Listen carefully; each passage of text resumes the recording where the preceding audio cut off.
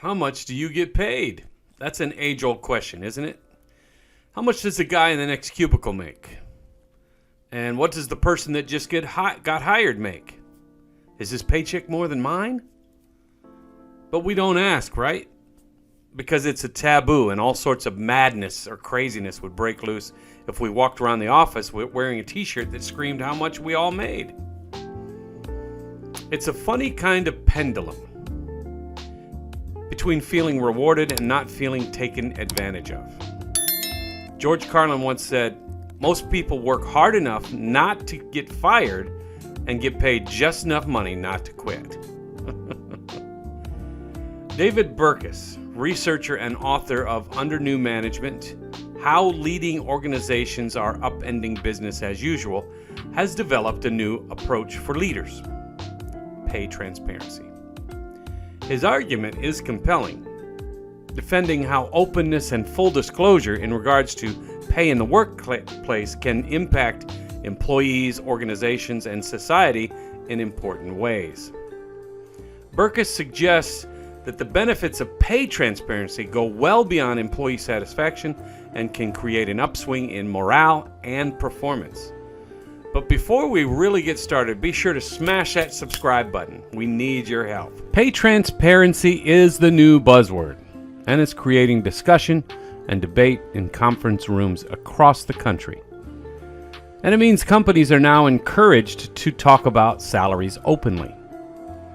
There are upsides and downsides of this, and the media has obviously caught wind of this as well.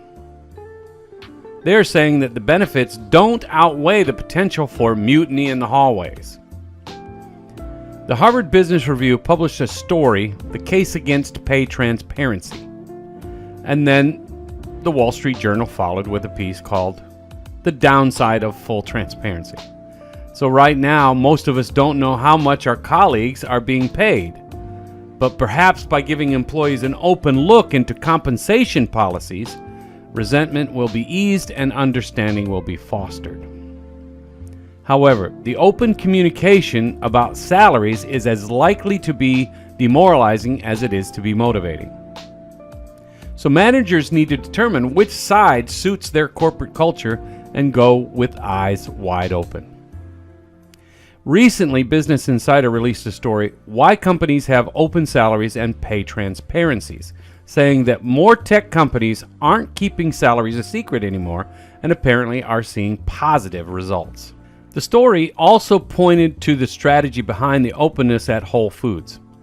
In 1986, John Mackey, CEO, began a path towards pay transparency, making compensation data available to all employees, in the hopes of encouraging conversation among staff members and to promote positive compensation within the company.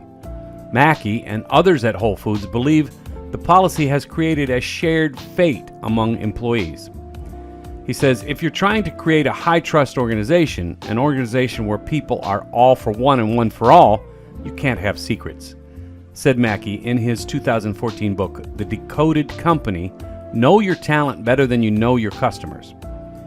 Further testimony to pay transparency comes from PayScale, the leader in compensation data and software. The company believes that salary transparency cultivates trust, and increasingly employees understand that fair pay makes for good business. According to Mike Midzinger, President and CEO, our goal is to educate organizations on the many ways PayScale can help companies shape and advance their own compensation brand, whether leveraging our continually improving data or people-centric products and tools. Our aim is to transform compensation to help companies and individuals excel. Somewhat surprising was that 82% of employees at lower-paying businesses were satisfied with their work when they had clear communication from leadership about why they were being paid less. These findings may suggest that if employees are informed, they feel valued, maybe indicating that the dollar figure isn't as important as common thought suggests. PayScale recommends these tips to help make compensation more transparent to employees. Number one, explain how positions are slotted into different pay grades. Number two, show employees how they can progress through the company's pay ladder, which can function as as incentive to grow.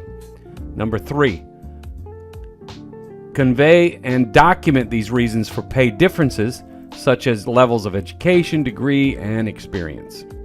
Number 4, explain the total package of benefits and compensation to which employees are entitled. And number 5, make someone available to explain compensation benefits as a way to ensure clarity. Maybe there is merit in this new management style. Thoughtful exploration of this new strategy is certainly worth discussion. And perhaps this is the management style of the future, giving up the secrets to enfranchise employees. Thank you for being here. We really appreciate you guys being here. Don't forget to smash that subscribe button. Check out my other channels, YouTube Shorts, TikTok, Instagram, Facebook, TimTalks, podcasts, and the Cub Token Project at cubtoken.com. All the links are below. Ciao, ciao.